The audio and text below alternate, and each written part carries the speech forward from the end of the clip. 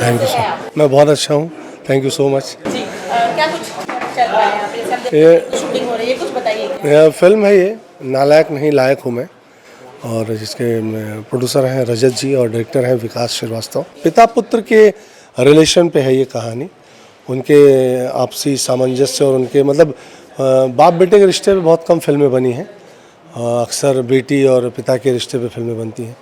ये पहली फिल्म होगी मेरे भी उसमें करियर में जो पिता और पुत्र के रिश्ते पे है, और बहुत इमोशनल ड्रामा है फिल्म में ये। कैसा अनुभव रहा है अब तक का शूटिंग का? बहुत अच्छा रहा है, बहुत अच्छा चल रहा है, और बहुत अच्छी टीम है, और जो शूट कर रहे हैं वो भी बहुत अच्छा कर रहे हैं। तो मुझे ऐसा लगता है कि भोजपुरी में एक नई कहानी पे, एक अच्छी कहानी पे एक बहुत प्यारी फिल्म हमारे दर्शकों को देखने को मिलेगी। जी कैसा है बाकी जो कलाकार हैं उनके साथ कैसा है? सभी कलाकार बहुत अच्छे हैं।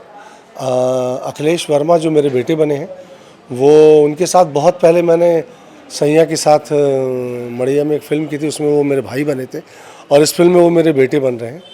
तो एक बहुत अच्छी कहानी है, और सभी एक्टर जितने भी इन्होंने लिए हैं सब मजे हुए एक्टर हैं, और अपने अपने किरदार में सारे लोग परफेक्ट हैं यहाँ पे।